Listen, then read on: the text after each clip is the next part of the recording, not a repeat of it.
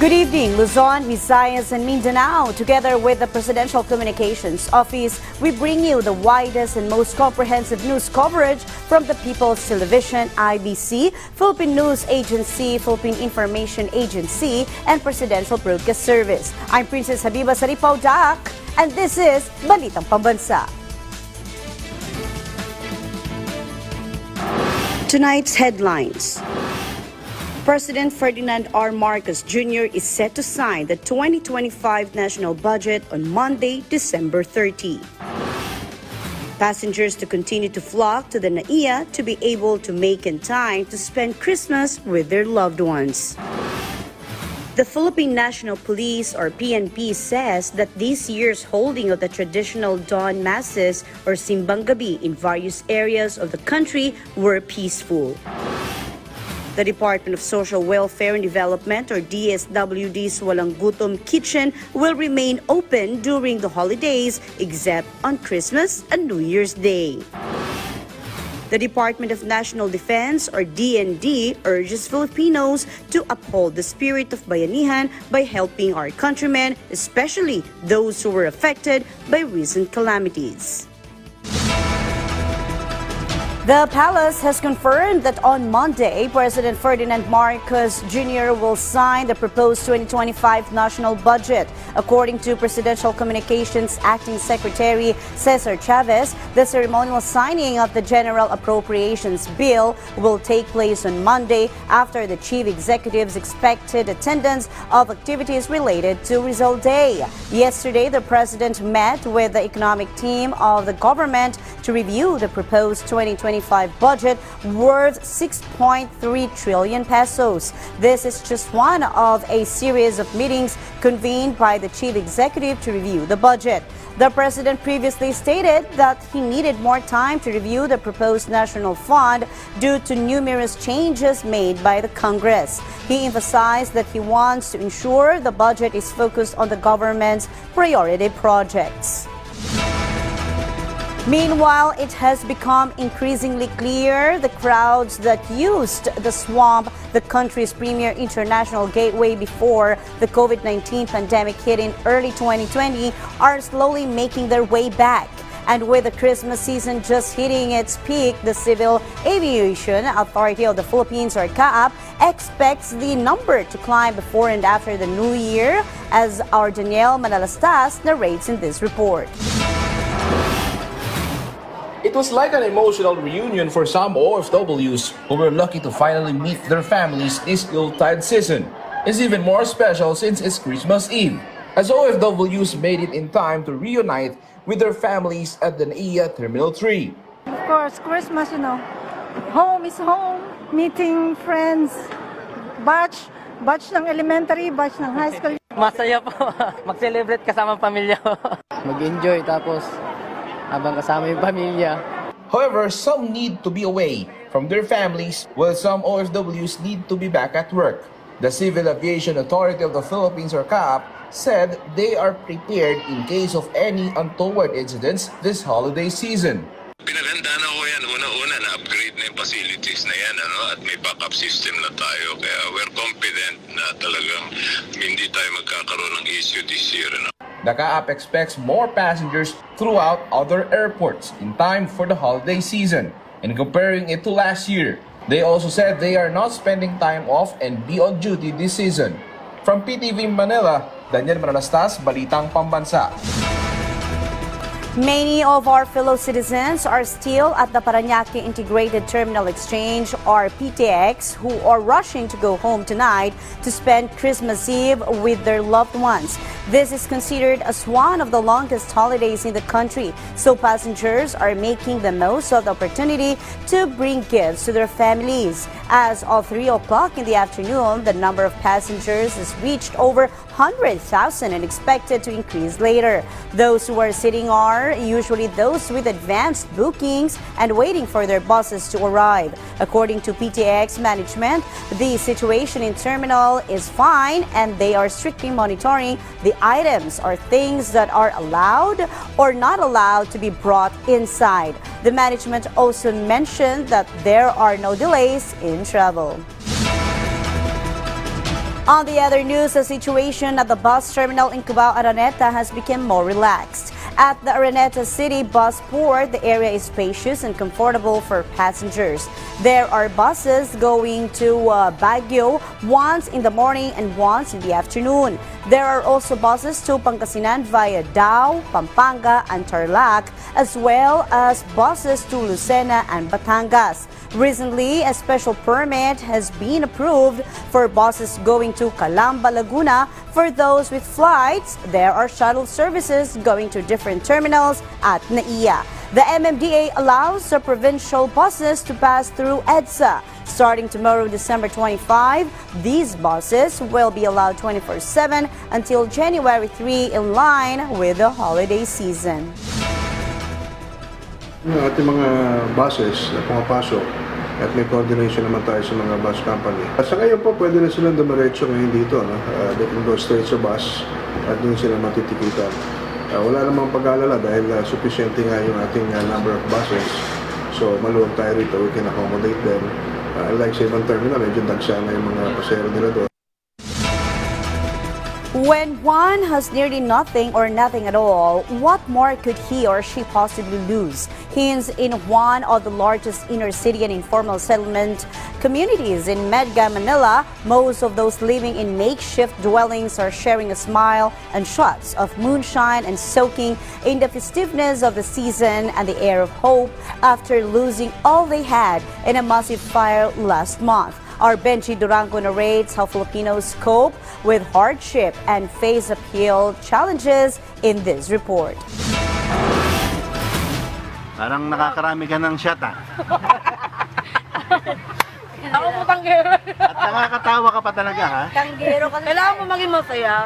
The early Noche Buena celebration of these neighbors in Tondo, Manila was filled with laughter and joy. But behind the laughter lies the hardships endured and the challenges up ahead. These are the evacuees from Isla Puting Bato, whose dwellings a fire last November razed to the ground.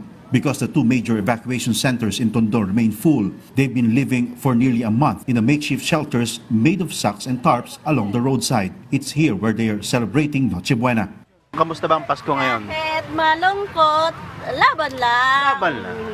The government continues to provide aid, helping them slowly rebuild their flame-ravaged homes. Despite the hard trials they face, they can't let this important day for Christians pass without celebration. The only question now is, Kaya pa ba? Kaya pa. Paano mo kinakaya? Iyak ako.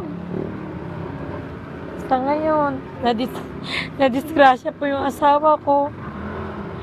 Nahirapan po siya ngayon. but as they say, Filipinos are resilient when it comes to challenges. As long as there's good company and a shot to share, they believe any trial can be overcome. From PTV, Benji Durango, Balitang Pambansa. Divisoria remains a top spot for last-minute Christmas shopping, offering affordable gifts and festive essentials. Despite the rain, shoppers flocked to area on Christmas Eve in search of bargains. Shoppers were undeterred by the weather. Vendors, however, noticed slower sales this year due to online competition and bad weather. To attract more customers, prices were lowered, with toys being sold at 3 for 100 pesos and kids' clothes for as low as 50 pesos each. Fruits for Noche Buena were also sold at a discounted prices, attracting budget-conscious shoppers. Meanwhile, police reported no untoward incidents, with 1,200 officers deployed across Manila to ensure public safety during the holidays. Matumal po. Mas marami po nakarangka. Marami na po kasi nagtitindang. Marami ng kahanggan. Tsaka maulan na rin. Simula nung nagkaroon tayo ng Paskuhan 2024, noong December 15, wala pa tayong reported na insidente dyan. At ito lamang nagpapakita na hindi tayo nagkakamali doon sa mga nilalatag nating seguridad. At ang pakiusap na lang din natin sa ating mga kababayan, kung sakali na meron kayong mapapansin na mga kahinahinalang individual, base sa kanilang presensya at kilos, ipagbigay alam nyo agad ito sa ating mga kapulisan. Magandang araw po sa inyong lahat. Ako po si Roberto Del Pinado Sarmiento, taga-President Quirino Sultan Kudarat. 14 years old pa lang po ako noong nagsimula akong tumulong sa aking mga magulang sa farm. Noong 23 years old po ako, kami na talaga ng mga kapatid ko ang naging tenant ni Urbano Patricio. Dahil hindi na makayanan ang tatay ko na magsaka. Pinuntahan kami ng DAR dahil sa intensyon ni Urbano na ibinta sa gobyerno ang kanyang lupa sa pamamagitan ng DOS. Tapos kami ang nakita na aktual na nagsasaka kaya kami ang nailagay sa kluwa. At noong taong 2000, lumabas na ang aming titulo na collective kluwa. Noong mayroon ng split project, pinuntahan kami ng DAR noong 2022 para ma-individual ang collective na titulo na inisyu sa amin. At noong 2024, naipalabas na ang aming individual na titulo. Maraming salamat po kay President Ferdinand Marcos Jr., kay Secretary Conrado Estrella III. Makakaasa po kayong hindi ko po ito sasayangin.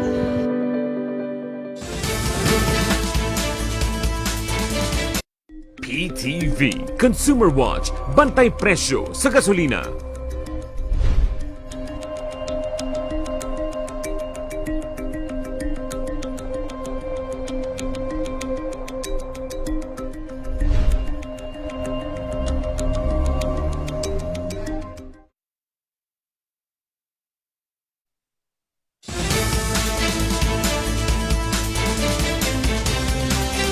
Generally peaceful. This was the statement of the Philippine National Police or PNP at the end of the 9-day Simbang Gabi this year. Filipino Catholics gathered in churches for dawn mass from December 16 to 24 as part of the tradition of Simbang Gabi or Misa di Gallo. According to PNP spokesperson Police Brigadier General Jean Fajardo, nearly 40,000 personnel were deployed to ensure peace and order. Fajardo also mentioned that after Simbang Gabi ends, the PNP will focus on providing security at transportation hubs, malls, and night markets as more people are expected to shop for Christmas. On the other news, the Walang Gutom Kitchen, a new program by the Department of Social Welfare and Development or DSWD to fight hunger and reduce food waste, will stay open during the holidays except on Christmas and New Year's Day. DSWD spokesperson Assistant Secretary Irene Dumlao said that it will provide meals on December 24, 30, and 31, as well as from December 26 to 29. It is open to families and individuals in street situations and those experiencing hunger. People from different backgrounds found on the streets are brought to the Pag-abot Processing Center for help, where they can get food from the Walang Gutom Kitchen. Dumlao emphasized too that the food served is not discarded or old food, but fresh, nutritious, and tasty meals.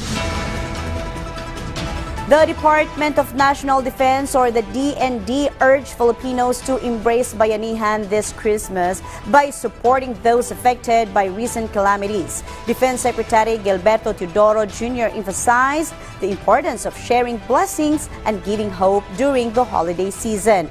A report from the Philippine News Agency showed that the DND chief encouraged everyone to help those affected by recent calamities to recover and to honor military personnel who ensure peace and protect freedom despite being away from their families on Christmas.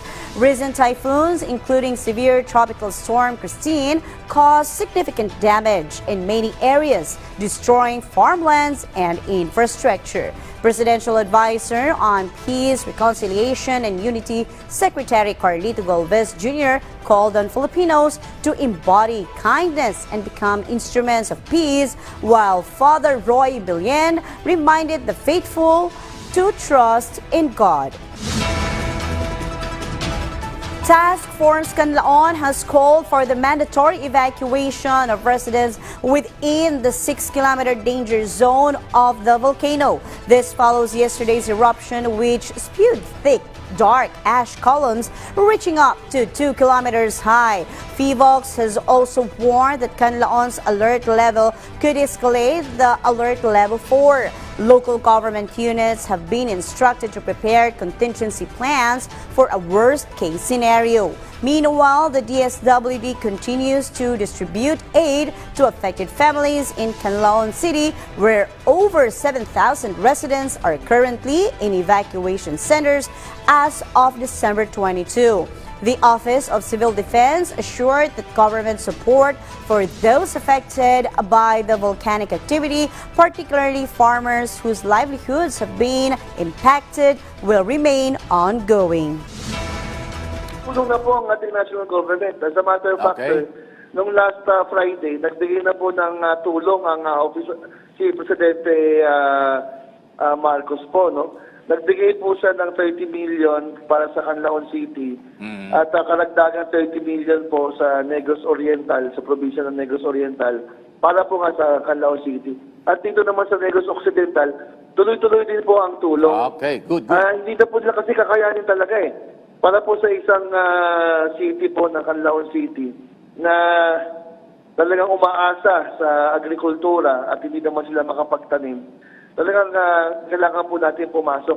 Ang OCD po, dala-dala po natin ng national government din. Please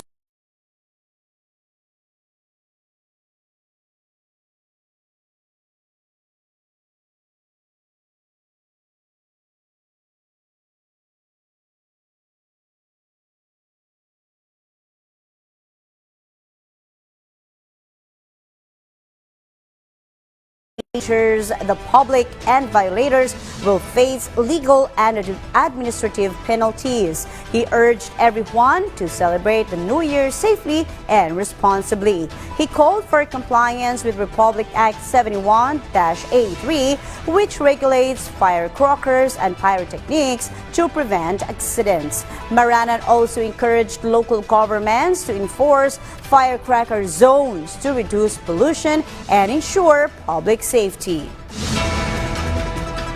The Criminal Investigation and Detection Group, or CIDG, has arrested 2 individuals identified as alias Mary Ann and Israel for selling agricultural products in Taguig City. According to Philippine News Agency's report, Acting CIDG Chief Brigadier General Nicolas Torre III supported that the suspects were apprehended during an entrapment operation at Lucky Farmers Fruits and Grocery Store in Barangay Western Bikutan. The operation was conducted in coordination with the Southern Police District, or SPD, Department of Agriculture, Bureau of Plant Industry, and Taguig City Veterinary Office. The National Bureau of Investigation, or NBI, has filed charges including syndicated estafa and illegal gambling against 59 individuals arrested during a raid in Panabo City. Philippine Information Agency Davao's Rudolph Ian Alama tells us more. The National Bureau of Investigation has filed charges to the POGO operators arrested during a raid in Panabo City. The case was already filed. We already filed syndicated estafa, illegal gambling in relation to cybercrime, and the computers being used in the POGO operations in Panabo were also seized by virtue of a search warrant issued by the RTC Panabo. The filing of charges were the result of the raid conducted by the NBI Southeastern Mindanao Regional Office in a warehouse located in Barangay Manay, Panabo City, in an effort to rescue a kidnapped POGO worker named Ruby Lim. In the raid, the NBI stumbled upon a POGO operation where they arrested 59 individuals, of which majority were Chinese nationals and which also included some Malaysian nationals. Lahat ng mga Chinese nationals, including Malaysian nationals, were all detained at the NBI office. And we already coordinated with the Bureau of Immigration for the supposed turnover by the order of the City Prosecutor's Office of Panabo. Regional Director Albao said with the raid and filing of charges, they are in constant alert to monitor the presence of POGO operations here in Davao. From PIA Davao Region, Rudolph Ian Alama for Balitang Pambansa.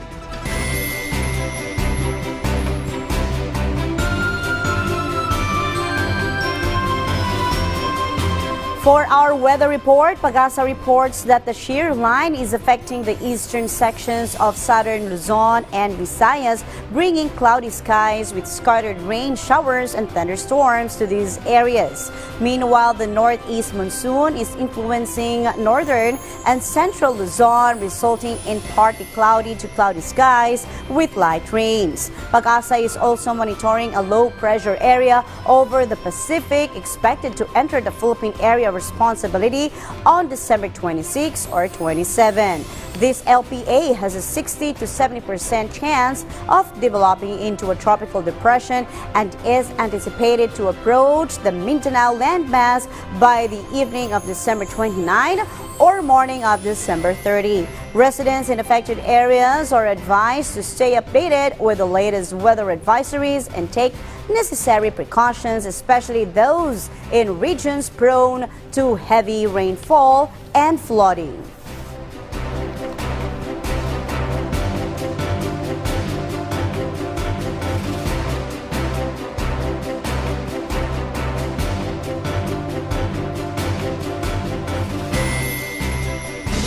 And of course, before we end, we wish everyone a happy and of course a safe holidays to your loved ones and your families. And that concludes a rundown of the latest, widest, and most comprehensive news and information from all across the nation. From Radyo Pilipinas, I'm Princess Habiba Saripaudak. This is your trusted news source, always ready to inform the Filipino people. Catch Balitang Pambansa again tomorrow at 7 a.m., 12 noon, 6 p.m., and 9:30 p.m. for more updates and developments. Again, this is your Balitang Pambansa.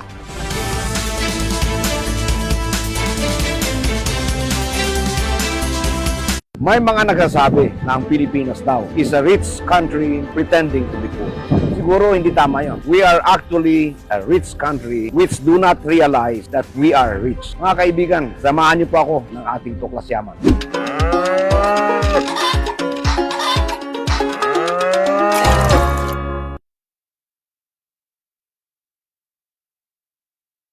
Disaster Watch. Mga paalala pagkatapos ng lindol. Suriin ang iyong sarili at mga kasama kung may tinamong pinsala. Magbigay ng paunang lunas kung kailangan. Unahin ang mga pangangailangan ng mga matatanda, buntis, may kapansanan at mga bata. Kung nasa tabing dagat at may banta ng tsunami, agad na lumikas papunta sa ligtas at mataas na lugar. Suriin kung may natapong nakalalasong kemikal at mga bagay na maaaring pagmula ng sunog. Huwag bumalik sa loob ng gusali hanggat walang abiso na ligtas na ito. Sa panahon ng sakuna, dapat laging listo.